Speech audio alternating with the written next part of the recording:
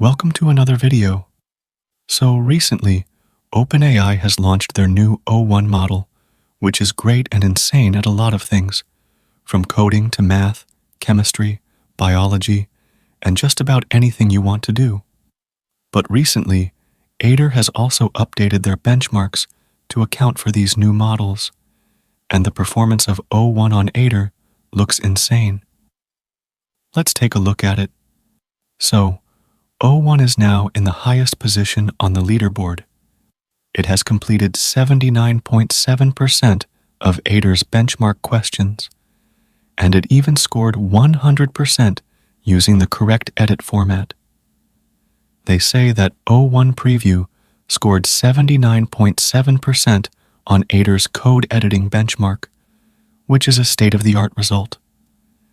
It achieved this with the whole edit format, where the LLM returns a full copy of the source code file with changes. They also say it's much more practical to use Aider's diff edit format, which allows the LLM to return search replace blocks to efficiently edit the source code. This saves significant time and token costs.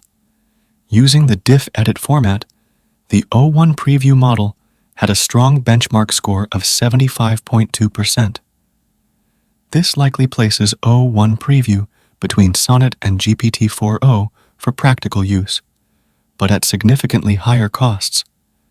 They also tested the O1-Mini model and said that OpenAI's O1-Mini is priced similarly to GPT-4o and Claude 3.5 Sonnet, but scored below those models. It also works best with the whole edit format. So, both models work correctly and better with the whole edit format. And the O1-Mini doesn't score extraordinarily, falling below Claude 3.5 Sonnet, which is very interesting.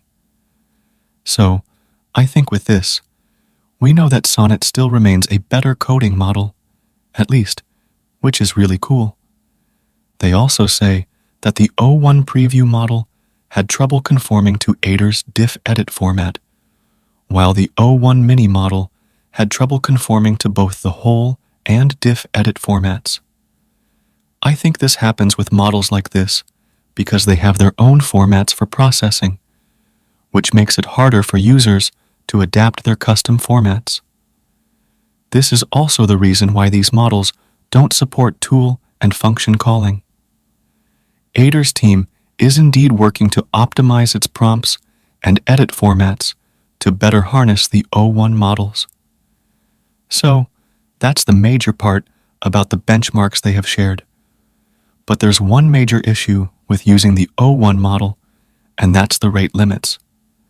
So, OpenAI has only allowed API access to the model for Tier 5 members of the OpenAI Enterprise API.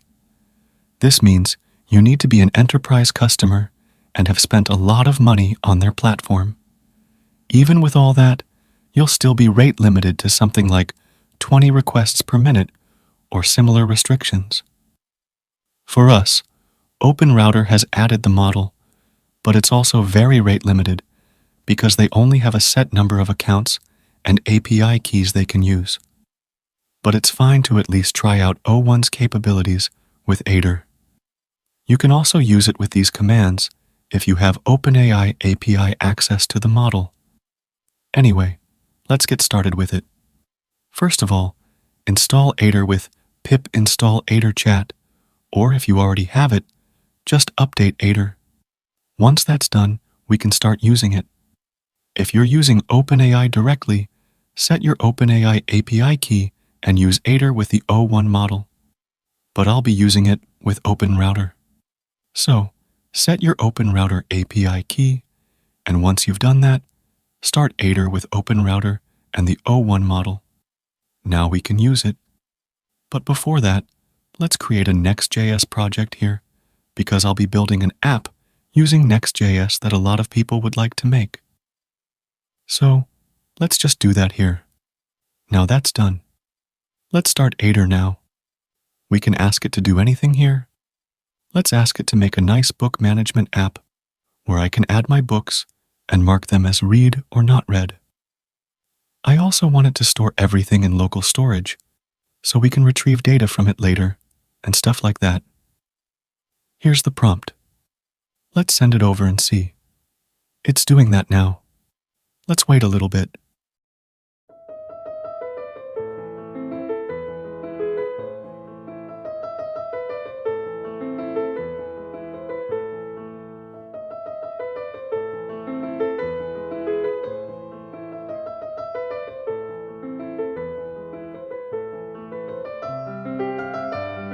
Okay, it seems like it's done. Let's run it and see. But before that, let's run npm install, so everything is installed. Now let's run it.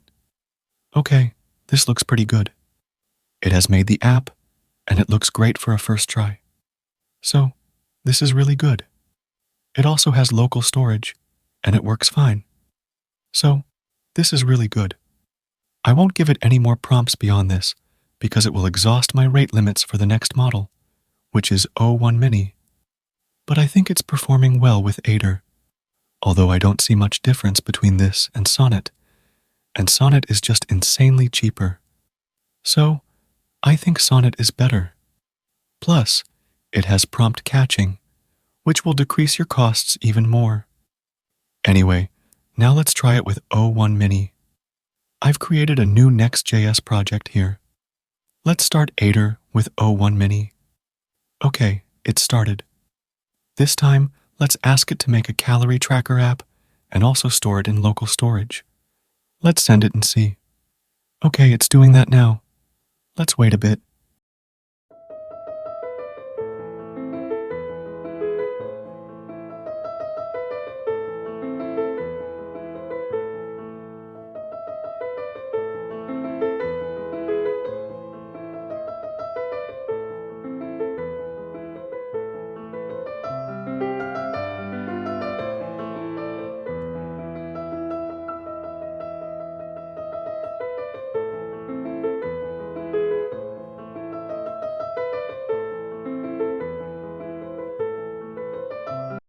And it's done.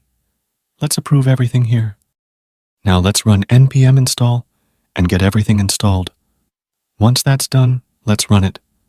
Okay, here's the generation, and it looks fine. It works fine, although it has some minor issues, but that's okay. So that's basically how you can use Aider with O1. But I think you shouldn't use it with O1 because it's not that good and just costs insanely more. Sonnet is still better and works best with lower costs and their prompt caching. O1 might be good in some things, but for coding, I think Sonnet is still way better and more cost-effective. So, Claude still holds the crown, and to be honest, I've been a little disappointed with the last few OpenAI launches because all of their models have some kind of issue that makes them not so great for most use cases. That's a pattern I've been seeing. I hope OpenAI launches these models out of beta, makes them easier to use, and lowers the costs to make them at least usable for everyone. But overall, it's pretty cool. Anyway, let me know your thoughts in the comments. If you liked this video, consider donating to my channel through the Super Thanks option below, or you can also consider becoming a member by clicking the Join button.